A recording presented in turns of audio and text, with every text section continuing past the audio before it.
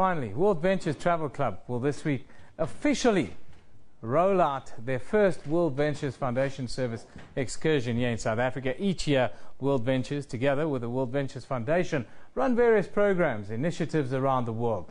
Tomorrow, approximately 50 Southern African-based volunteers will participate in making a difference at grassroots level, working with Botshabelo, a charity that's based in Midrand.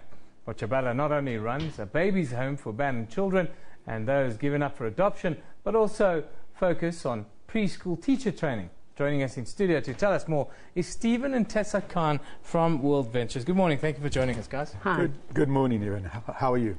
Very good today. Very good. It's midweek and the cricket starts tomorrow, so, you know, I'm happy. Wonderful. I wanted to ask you about the various programs and initiatives that you guys are involved with, and this charity specifically. If you guys can sort of give us a look in. Great. Okay. Just thank you very much for allowing us here and with SABC. It's just great to be here. WorldVentures and WorldVentures Foundation are a company based in Plano, Texas, in the United States. Tessa and I are independent representatives. We need to make that statement right up front, that we don't work for the company. We are just independent reps that volunteer our time towards a good cause. Now, 5 years ago, the foundation was formed within the company, and it started with building what we call bottle schools in Guatemala. And Hug It Forward, which is a charity organization, requested some of us as volunteers and members as ourselves. We have the people and the manpower, and they have the principles and the system to work. And that began WorldVentures Foundation. So it's all volunteers that are representatives for the company. Tell us about Botshabelo and the sort of interjections you guys are involved with. Wow. Well, I always look at everything as how do I give back? And we were introduced to Botshabelo in December, where we had a braai, where we got together, we collected stuff to donate to the home.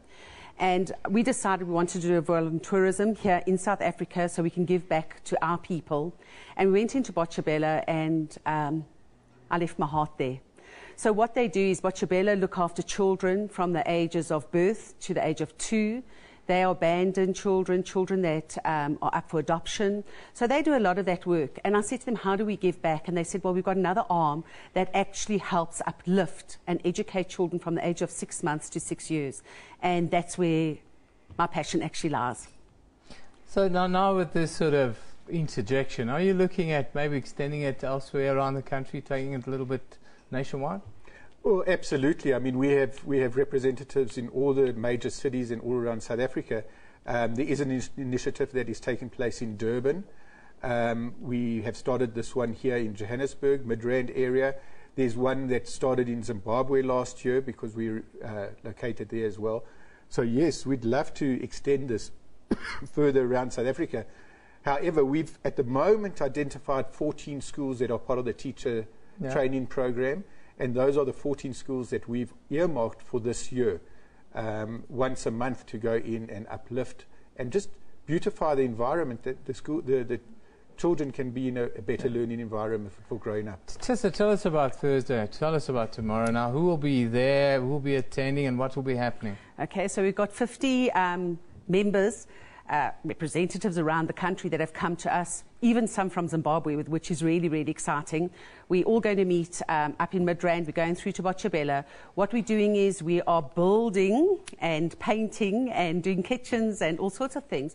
But we have got Carl Lowe, who's our international, what is he? International expansion, in charge of international expansion, vice president. He will be out here. He arrives today, I think it is. And Matt Morris, who's one of the top income earners in the business, and he has a bestseller. So that's really exciting. So they're coming out. They're going to get involved at grassroots, do some painting. And what's even more exciting, I'd like to share with you, because we've got so many volunteers and because we've been able to raise so much money, we are going in, and last night a decision was made that we're going in and we're actually going to be painting a foster home as well tomorrow.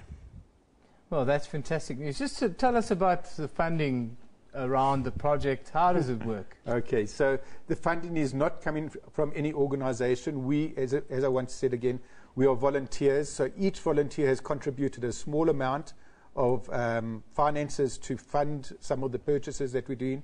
But we've had people doing cupboards over the week. They've put kitchen cupboards in. We've put in kitchen sinks in. We've got a fridge that has been donated. We're taking the kids out of the school to Laurie Park Zoo, and they're able to give us a massive discount.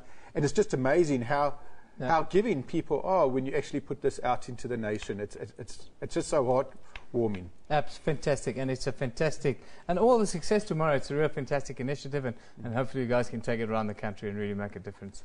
Thank you very much. That's Stephen and Tessa Khan from WorldVentures.